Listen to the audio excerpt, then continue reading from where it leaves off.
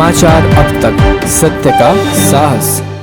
नमस्कार, आप देख रहे हैं समाचार अब तक। आइए जानेंगे देश से जुड़ी 6 बड़ी खबरें विस्तार से। सोमवार को महाराष्ट्र में कांग्रेस को एक बहुत बड़ा झटका लगा। दरअसल कांग्रेस के वरिष्ठ नेता और महाराष्ट्र के पूर्व मुख्यमंत्री अशोक चौहान ने कांग्रेस पार्टी से इस्तीफा दिया है और आज वे बीजेपी का हाथ थामने वाले हैं। ज्ञात हो कि महाराष्ट्र में महज एक महीने में कांग्रेस को यह तीसरा बड़ा झटका लगा है। इससे पहले मुंबई से पूर्व सांसद मिलिंद देवड़ा एकनाथ शिंदे की पार्टी शिवसेना में शामिल हो गए। इसके बाद पूर्व मंत्री बाबा सिद्दीकी अजित पवार की पार्टी एनसीपी में शामिल हो गए। ऐसे में अब अशोक चौहान ने भी पार्टी का साथ छोड़ दिया है।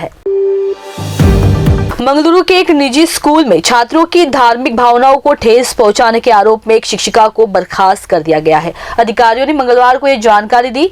Saint Gerosa higher primary school के प्रबंधन ने 7वीं कक्षा के छात्र के माता-पिता की शिकायत और भारतीय जनता पार्टी नेताओं के हंगामे के बाद यह कार्रवाई की। छात्र के माता-पिता ने सोमवार को मंगलुरु दक्षिण पुलिस थाने में शिकायत दर्ज कराई कि शिक्षिका ने कार्य की पूजा की है। विषय पर कक्षा के दौरान हिंदू देवताओं के बारे में कथित रूप से आपत्तिजनक शब्दों का इस्तेमाल किया। बीजेपी विधायक भरत शेट्टी वाई और वेदव्यास कामत ने इस मुद्दे को उठाया था और शिक्षिका के खिलाफ कड़ी कार्रवाई की मांग की थी। इतना ही नहीं, बीजेपी विधायक ने आरोप लगाया कि टीचर ने प्रधानमंत्री नरेंद्र मोदी के खिलाफ भी छात्रों से बात की। टीचर ने क्लास में 2002 के गोधरा दंगों और बिल्किस बानो गैंगरेप का भी जिक्र किया और बच्चों के मन में नफरत पैदा करने की कोशिश की। 4 फरवरी को यूएई के अबू धाबी में भारत के प्रधानमंत्री नरेंद्र मोदी के लिए आयोजित एहलान मोदी सामुदायिक कार्यक्रम में खराब मौसम के चलते कुछ बदलाव किया गया है। दरअसल वहां सोमवार को रात भर हुई भारी बारिश की वजह से कार्यक्रम को अब थोड़ा और छोटा करने का निर्णय लिया गया है। मिली खबर के मुताबिक भारी बारिश के चलते पूरे देश में ट्रैफिक जाम और जल भराव की स्थिति बन गई है, इसलिए ये कदम उठाना पड़ा। अबू धाबी के जायद स्पोर्ट्स सिटी स्टेडियम में प्रधानमंत्री मोदी के सबसे बड़े प्रवासी कार्यक्रमों में एक को खराब मौसम के चलते इसमें अब लोगों की भागीदारी को 80,000 की जगह 35,000 तक करने के लिए मजबूर होना पड़ा है। मराठा आरक्षण के लिए महाराष्ट्र सरकार ने बड़ा कदम उठाया है। सूत्रों से मिली जानकारी के अनुसार मराठा आरक्षण के लिए राज्य सरकार 20 फरवरी को विशेष सत्र बुलाएगी। आपको बता दें कि यह एक दिवसीय विशेष सत्र होगा। इस एक दिवसीय विशेष सत्र में मराठा आरक्षण पर कानून पारित होने की संभावना है। साक्षोरे शब्द के अनुरूप कानून पारित करने की भी संभावना है।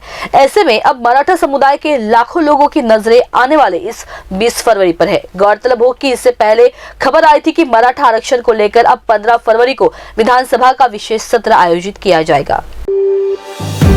आज किसानों की दिल्ली चलो मार्च की वजह से सभी बॉर्डर सील कर दिए गए हैं। देर रात तक केंद्रीय मंत्रियों और किसान नेताओं के बीच बैठक चली। सरकार ने आंदोलन पर अड़े अन्नदाताओं को समझाने की हर संभव कोशिश की, लेकिन 5 घंटे से ज्यादा चली बैठक भी बेनतीजा रही। उसके बाद किसान नेताओं ने आर पार की जंग का ऐलान करते हुए यह कह दिया कि दिल्ली कुछ होकर रहेगा। गाजीपुर, सिंधु, संभू, टिकरी समेत सभी बॉर्डर को छावनी में तब्दील कर दिया गया है। वही पुलिस ने भी साफ कर दिया कि किसानों की आड़ में उपद्रवियों ने अगर कानून व्यवस्था में खलल डालने की कोशिश की तो उनके खिलाफ कड़ी कार्रवाई होगी। कांग्रेस के प्रमुख नेताओं ने लोकसभा चुनाव के लिए विपक्षी गठबंधन इंडिया के घटक दलों के साथ सीट बंटवारे और राज्यसभा चुनाव 2024 के लिए पार्टी के संभावित उम्मीदवारों के नामों पर सोमवार को चर्चा की। सूत्रों ने कहा कि कांग्रेस संसदीय दल की प्रमुख सोनिया गांधी और पार्टी के कोषाध्यक्ष अजय माकन के नाम संभावित उम्मीदवारों में सबसे प्रमुख है। पार्टी सूत्रों का कहना है कि सोनिया गांधी को राजस्थान या हिमाचल प्रदेश से उम्मीदवार बनाए जाने की संभावना है। संख्या बल के हिसाब से दोनों प्रदेशों से कांग्रेस की राज्यसभा की एक-एक सीट मिलेगी। आज के देश की बड़ी खबरों में बस इतना ही। आप देखते रहिए समाचार अब तक।